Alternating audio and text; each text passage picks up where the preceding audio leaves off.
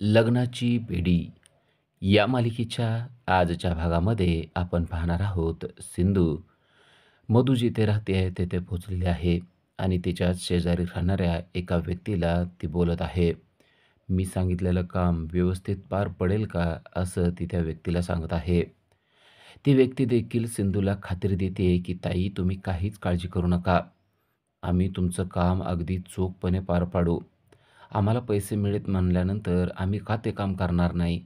तुम्ही निश्चिंत राहा. तुम्ही दिलेली जबाबदारी मी अगदी व्यवस्थित पार पडेल, अशी खात्री ती सिंधूला देते. तेव्हा सिंधूच्या चेहऱ्यावर स्मितहास्य येतं आणि ती म्हणते, मधू, आता तुझी वाट लागल्याशिवाय राहणार नाही. त्यानंतर सिंधू घरी येते. राघव, सिंधू आणि रुक्मिणी एकमेकांशी बोलत आहेत. त्यांचा विषय मधूचाच आहे. सिंधू सांगते मधूला तिकडं खूपच त्रास होत आहे आणि ती अक्षरशः त्रासून गेलेली आहे. तेव्हा रुक्मिणी म्हणते ती खूप लोचट आहे. एवढ्याशा त्रासानं तिला काय होणार नाही आणि एवढा त्रास दिल्यानं ती काहीही कबूल करणार नाही. आपल्याला तिला त्रास देण्याची सहती थोडीशी वाढवावी लागणार आहे. तरच ती गुन्हा कबूल करू शकणार आहे. मधू म्हणते त्याची काळजी काही करू नका. मी आता जबरदस्त प्लॅन केलेला आहे. राघव म्हणतो मी तर तिला अरेस्टच करावं म्हणतोय. पण लवकरात लवकर तिनं आपला गुन्हा कबूल करण्यासाठी आपल्याला तिला अजून त्रास देणं गरजेचं आहे. रुक्मिणी म्हणते काही करा, पण तिला लवकरात लवकर अरेस्ट करा आणि जेलमध्ये टाका. त्या घरामध्ये पण राहण्याची तिची लायकी नाही आहे. तिची लायकी ही जेलमध्ये राहण्याची आहे आणि खडी फोडण्याची आहे. सिंधू, राघव आणि रुक्मिणी यांना सांगते की मधू आपला गुन्हा असा सहज कबूल करणार नाही आहे आणि त्यासाठी मी आता प्लॅन बी सुद्धा केलेला आहे. राघव म्हणतो प्लॅन बी? हा प्लॅन बी काय आहे, मला कळेल का? सिंधू म्हणते कळेल, लवकरच कळेल. मी आत्ताच काही सांगणार नाही, पण तुम्हाला माझा प्लॅन बी काय आहे ते सुद्धा लवकरच कळेल. रुक्मिणी म्हणते तुला जे काय प्लॅन करायचे आहेत ना ते कर, पण त्या मधूला जेलमध्ये जाऊन खडी फोडलेलं मला पाहायचं आहे. सिंधू म्हणते ते तर नक्कीच होणार आहे. आजपर्यंत तिने जो आपल्याला त्रास दिलेला आहे ना, त्या एक एक त्रासाचा बदला आपण घेणार आहे. तेवढंच नव्हे तर पोलीस केस करून तिला खडी फोडायला देखील मी पाठवणार आहे. कारण तिचा गुन्हा अक्षम्य आहे आणि आत्ता जो आपण तिला त्रास देतोय ना, तो त्या गुन्ह्याच्या मानाने काहीच नाही आहे. रुक्मिणी म्हणते अगदी बरोबर तू बोलतेस. मला सुद्धा असंच वाटतं. आत्ताचा हा त्रास तिच्यासाठी किरकोळ आहे. त्यामुळं तिला लवकरात लवकर जेलमध्ये पाठवण्याची तयारी करा. तर इकडे मधू घरामध्ये बसलेली आहे आणि तिला खूपच उकडतंय. लाईट नाही आहे, फॅन नाही आहे, त्यामुळे ती अगदी अस्वस्थ झालेली आहे. हातामध्ये वारं घेण्याचा पंखा तिच्याकडे आहे, त्याने ती स्वतःला वारं घेते. कुठं जरी झोपलं तरी झोप येत नाही आहे, कारण वारंच लागत नाही आहे, थोडंही वारं लागत नाही आहे आणि त्यामुळं घाम येतोय आणि मधूची भयंकर चिडचिड होते. या घरात कसं झोपावं ना तेच कळत नाही आहे, असं ती स्वतःशी बोलते. एकदा माझे मम्मी पप्पा येऊ दे, मग मी तिकडं जाऊन राहणार आरामशीर. असल्या घरात मी तर काही राहू शकत नाही. आज पण राघव येणार नाही आहे, त्यामुळे मला एकटीलाच झोपावं लागणार आहे, असं म्हणून ती खाली उतरते. बेडून खाली उतरून ती एका सतरंजीवर जाऊन झोपते. किमान इथं तरी आपल्याला नीट झोप येईल असं तिला वाटतं. हातातला पंखा घेऊन ती स्वतःला वारं घ्यायला लागते आणि आता शांतपणे त्या सतरंजीवरती झोपलेली असते. शांतपणे झोपलेल्या मधूला झोप मात्र काही लागत नाहीये. कारण झोपण्याचा प्रयत्न ती करत असते, तेवढ्यात तिला जाणवतं की आपल्या घराच्या बाहेर कसला तरी जोरजोरात आवाज येतोय. आता रात्रीचं कोण आवाज करायला लागलेला आहे, झोपूसुद्धा देणार नाहीत काही लोक, असं ती चिडचिड करायला लागते. आणि आपण बाहेर जाऊन बघावं की न बघावं असा प्रश्न तिला मनामध्ये येतो. पण आपण बाहेर जाऊन त्यांना शांत केल्याशिवाय ते शांत होणार नाहीत असा विचार करून ती बाहेर जाते आणि पाहते तर तिला मोठा धक्काच बसतो. कारण तिच्या घराच्या बाहेरच काही लोक पलंग टाकून बसलेले आहेत आणि त्यावर पत्ते खेळत आहेत. हे पाहून तिला खूपच राग येतो. माझ्या घराच्या बाहेर इथं तुम्ही कसं काय पत्ते खेळत बसू शकतात, असं ती त्यांना जाब विचारायला लागते. मला झोप येत आहे आणि आत्ताच्या आत्ता तुम्ही हे सगळं बंद करा आणि आपापल्या घरी जाऊन खेळा, असं ती त्यांना सांगते. जवळच दोन बायका तांदूळ निवडत बसलेल्या असतात. त्या म्हणतात आली ही टवळी. हिला ना घरात झोप येत नसली की ही बाहेर येऊन कोणाला काही बोलत बसते. तुला काय करायचंय गं, जा ना तुझं तू जाऊन झोप. आम्हाला खेळू वाटलं तर खेळू, आम्हाला काय करायचं ते करू, अशी त्यातली एक बाई म्हणते. तेव्हा मधू त्यांच्या बाजूने येते आणि म्हणते काय म्हणलात तुम्ही? ती बाई म्हणते अगं तुला काय करायचंय? माझा नवरा आहे तो, त्याला खेळू वाटेल तोपर्यंत खेळेल, त्याला काय करायचं ते करेल. तू का मला शहाणपणा शिकवायला लागली आहे? तू इथं नवीन आली ना, नवीन असल्यासारखं राहा." आणि तिच्या हातामध्ये एक चाकू असतो. तो चाकू तिने मधूला दाखवलेला असतो. "अति शहाणपणा केलास ना, तर ह्या चाकूनं काय करेल माहिती आहे का तुला?" असं म्हणून ती मधूला चक्क दम देत असते. "तू इथं येऊन, आमच्या इथं येऊन आम्हालाच दादागिरी करायला लागलीस का? हा आमचा एरिया आहे. लक्षात आलं ना? इथं आमच्या 4-4 पिढ्या गेलेल्या आहेत. त्यामुळं तू आम्हाला दादागिरी करू नको." मधू म्हणते, "दादागिरी तुम्ही करताय माझ्यावर. मी आत्ताच्या आत्ता तुमची पोलीस कंप्लेंट करेल. मग तुमचं काय होईल ना, ते तुम्हाला कळणार नाही." ती बाई म्हणते, "पोलीस कंप्लेंट आणि पोलिसांची भीती तू आम्हाला दाखवायला लागली आहे का? आणि काय केलंय आम्ही तुला? आम्ही का तुझ्या घरात येऊन पत्ते खेळतोय का? आम्ही बाहेर पत्ते खेळतोय." आता त्यातला एक व्यक्ती असतो, तो देखील मधूची चेष्टा करायला लागतो आणि म्हणतो, "पोलिसांची भीती दाखवू नका ताई. आम्हाला त्यांची काही भीती वाटत नाही. अहो, रोज आम्ही तिथं जातो येतोय. आम्ही पत्ते खेळतोय. तुम्हाला काय त्रास आहे? आणि आम्ही काय तुमच्या घरात खेळत नाही." मधू म्हणते, "किती जोरजोरात बोलताय तुम्ही. मला झोप येत नाही." तो म्हणतो, "तो तुमचा दोष आहे. आम्ही काय करू त्याला? आता आम्ही काय गप्प बसून पत्ते खेळू का? तुम्ही आम्हाला शहाणपणा शिकवू नका. आम्हाला इथं कसं खेळायचं आहे ना, ते आम्ही ठरवू. आम्ही दररोज खेळतोय. तुम्ही आज इथं नवीन आलेला आहात." सर्वजण मधूची होणारी चेष्टा ऐकून हसायला लागतात. मधूला आता घरामध्ये जाऊन बसण्याशिवाय दुसरा काहीच पर्याय नसतो. मधू आत येते आणि दरवाजा लावून पुन्हा एकदा आपल्याला आता यांना कसल्याही परिस्थितीत थांबवता येणार नाही. आपल्याला झोपावं लागणार आहे आणि ते पण शांतपणे झोपावं लागणार आहे असा विचार करून ते आतमध्ये येऊन पुन्हा एकदा त्या सतरंजीवर झोपण्याचा प्रयत्न करते. तिला झोप मात्र अजिबात येत नसते कारण बाहेर जोरजोरात आरडाओरडा चालू असतो. ती पुन्हा एकदा त्या सतरंजीवर येऊन निवांत पडते. पण तिला खूप उकडत असतं आणि हातातल्या पंख्यानं ती स्वतःला जोरजोरात वारं घेत असते. ती अंग टाकते आणि तेवढ्यात तिच्या लक्षात येतं, की आत्ता जर का आपण शांत झोपलो, तर उद्या आपल्याला स्वयंपाक करता येणार नाही, कारण आपल्याकडं पाणीच नाही आहे. आणि जर का उद्या स्वयंपाक केला नाही, तर उद्याचा दिवससुद्धा आपल्याला उपाशी झोपावं लागणार आहे. त्यामुळं आत्ता जर का उठून आपण नंबर लावला, तर बरं होईल असं तिला वाटतं. कारण सिंधूने तिला सल्ला दिलेला असतो, की जर का तू नंबर लावलास, तरच तुला पाणी मिळणार आहे आणि पाणी जर का मिळालं, तरच तुला उद्या जेवायला मिळणार आहे. त्यामुळं लवकर जाऊन पाण्यासाठी नंबर लाव.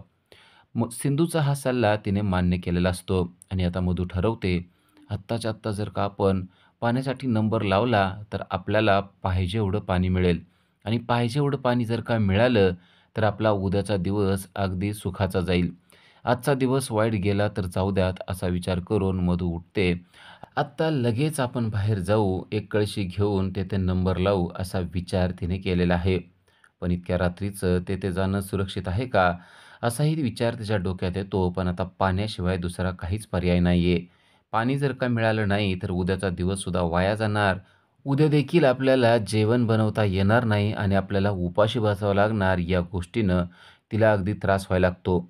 आता आपण बाहेर जाऊच या, असा विचार करून हातातला पंखा खाली ठेवून कळशी शोधून तिने बाहेर जाण्याचा निर्णय घेतलेला असतो. हातात कळशी घेऊन ती आता बाहेर येत असते. मधू बाहेर येते. ह्या बाहेरच्या बायका आणि सर्व माणसं पाहतात आणि पुन्हा एकदा तिची चेष्टा करायला लागतात. "आता ही कुठं चालली एवढ्या रात्रीची? हातात काय आहे गं तुझ्या?" असं म्हणून ती तिची चेष्टा करायला लागतात. "ए राणी, दाखव की काय आहे तुझ्या हातात?" असं म्हणून ती बाई तिला बोलायला लागते. मधू कळशी लपवते आणि "तुम्हाला काय करायचंय? मी कुठं का जाईना?" असं म्हणून त्यांच्या बोलण्याकडं लक्ष न देता ती पुढे जात असते.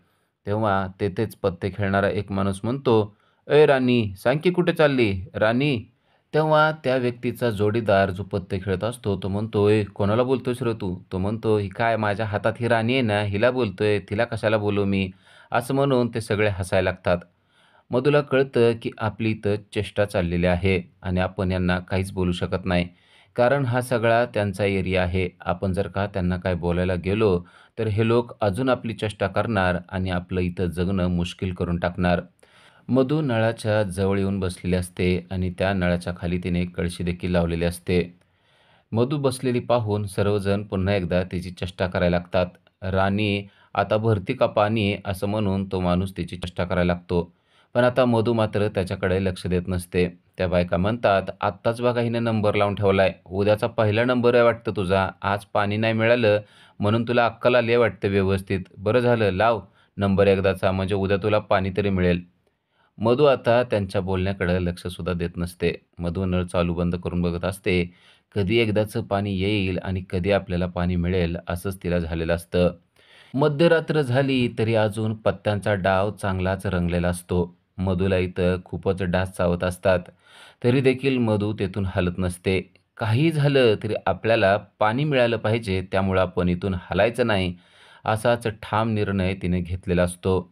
मधूचे होणारे हाल पाहून त्या बायका मात्र खूपच हसत असतात आणि म्हणत असतात, आज हिची चांगली फजिती होणार आहे. हिला माहीत नाही वाटतं इथं बसल्यानंतर किती डास चावतात ते.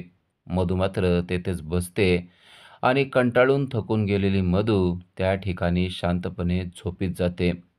कळशी त्या ठिकाणी तशीच लावलेली आहे. आता मधूचा नंबर पहिला असल्यामुळे मधू जाम खुश झालेली आहे. कारण उद्या सकाळ होणार आणि आपल्याला पाणी मिळणार, आपल्याला जेवण मिळणार या आनंदातच ती आहे. मध्यरात्रसुद्धा उलटून गेलेली असते आणि आता एक एक व्यक्ती पत्ते खेळताना निघून जात असतो आणि हळूहळू त्या ठिकाणी सामसूम होत चाललेले असते आणि मधू मात्र गाढ झोपेत आहे. मध्यरात्र उलटून गेलेले आहे. मधूने तिचा नंबर लावलेला आहे आणि आता सर्व लोक तेथून निघून गेलेले आहेत. सकाळ होते आणि मधूचं स्वप्न पूर्ण होतं.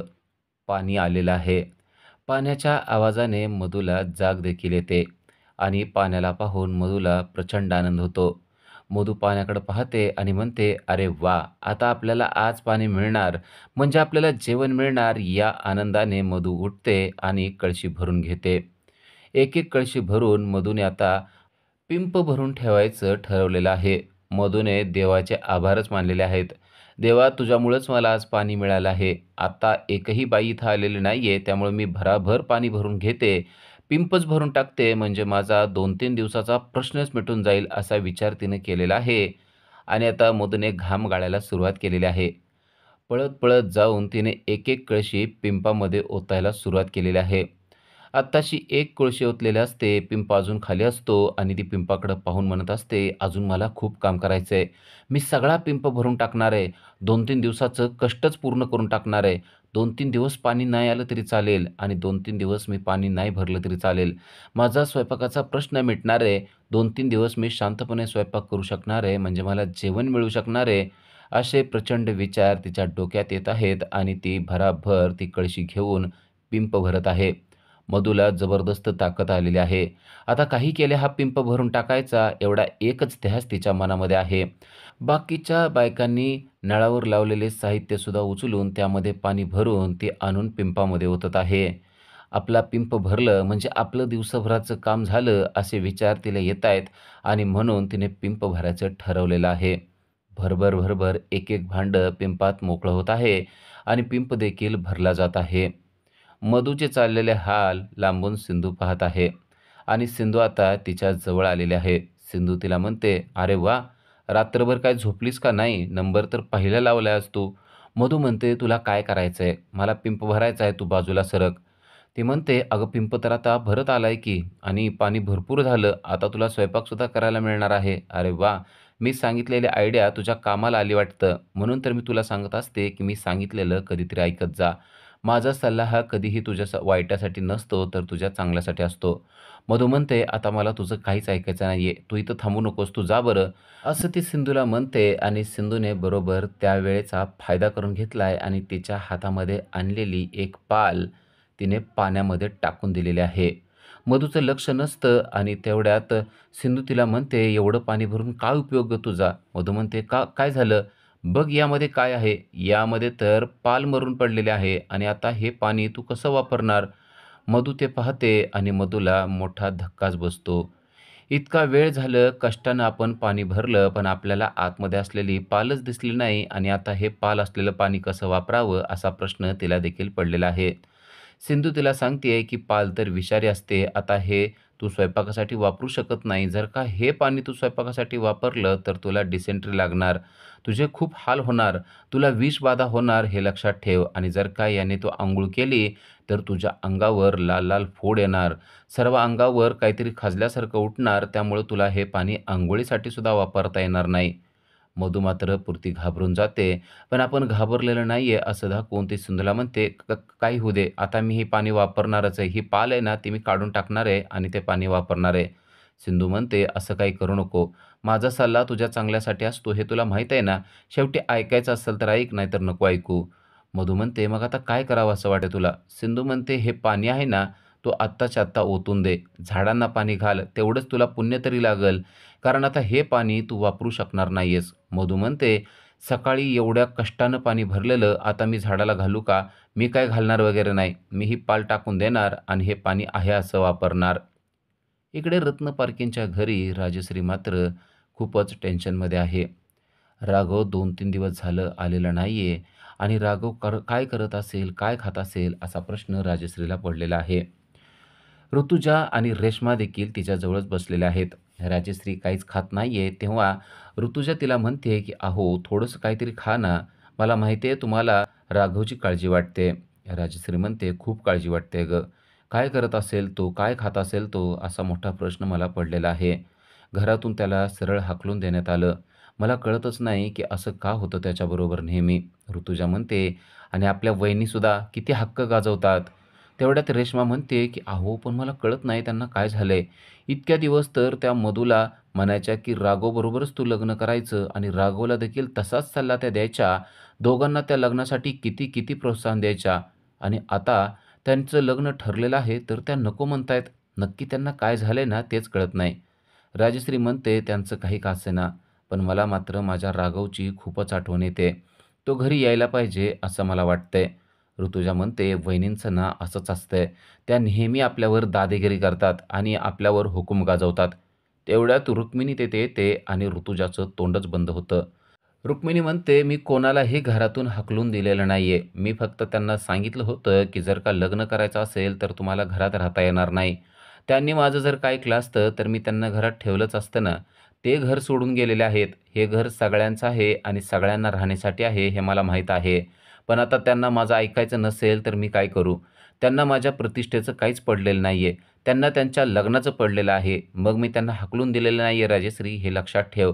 त्यांचा निर्णय घेऊन ते ह्या घरातून बाहेर पडलेले आहेत. त्यामुळं तुम्ही मला दोष देऊ नका, असं तिने त्या तिघींनाही सांगितलेलं आहे आणि ती तिथून निघून गेलेली आहे. रुक्मिणी निघून जाते, मात्र राजश्रीच्या डोक्यात फक्त राघवचे विचार आहेत. माझा राघव लवकरात लवकर घरी यायला पाहिजे, असंच त्यांना वाटत आहे. तिकडे आता मधूने स्वयंपाकासाठी चक्क स्टोव्ह आणलेला आहे आणि सर्व साहित्य एकत्र करून ठेवलेलं आहे. आज आपण छानपैकी स्टोव्हवर स्वयंपाक करायचा, असा तिचा विचार आहे आणि त्यासाठी तिने स्टोव्हला जोरजोरात पंप मारायला सुरुवात केलेली आहे. स्टोव्ह कसा सुरू करतात हे मात्र तिला अजिबात माहिती नाही. पण आपल्याला कळेल असं तिला वाटतंय आणि ती स्टोव्हला पंप मारायला सुरुवात करते.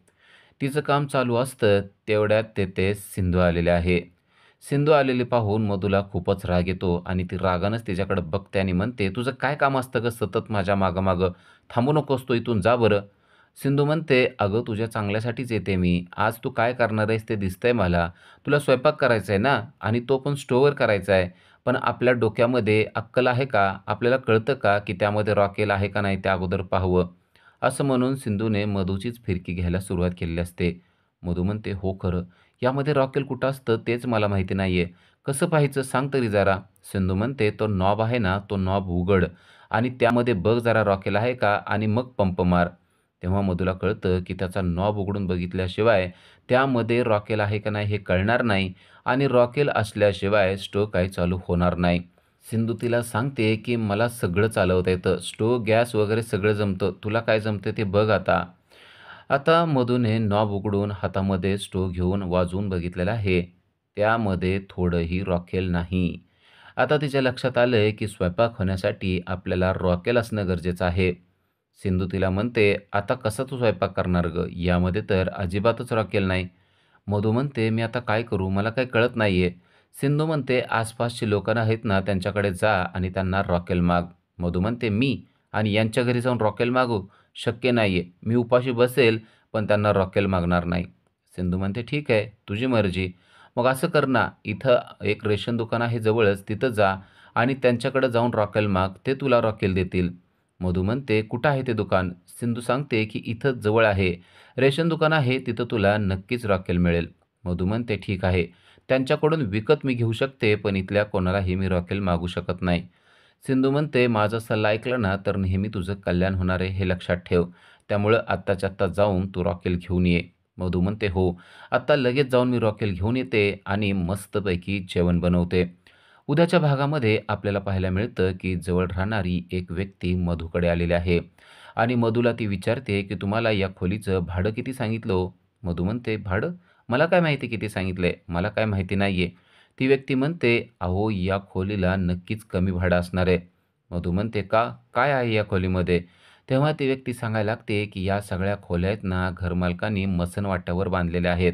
मधू म्हणते, "कशावर बांधलेल्या आहेत?" "अहो, स्मशानभूमीवर बांधलेल्या आहेत," असं ती सांगते. आणि जेव्हा मधूला कळतं, की आपण स्मशानभूमीच्या घरावर राहतोय, तेव्हा मात्र तिला प्रचंड मोठा धक्का बसतो. सिंधूला सुद्धा हे ऐकून धक्का बसतो आणि सिंधू अक्षरशः आरडाओरडा करायला लागते आणि म्हणते, "ही घरं स्मशानभूमीवर आहेत आणि मधू तू इथं राहतेस? आता तुझं काही खरं नाहीये." असं म्हणून तिने मधूला भीती घालायला सुरुवात केलेली आहे आणि मधू देखील या गोष्टीमुळे प्रचंड घाबरलेले आहे. अशाच अपडेटसाठी आजच आमच्या चॅनलला सबस्क्राईब करा. Thank you.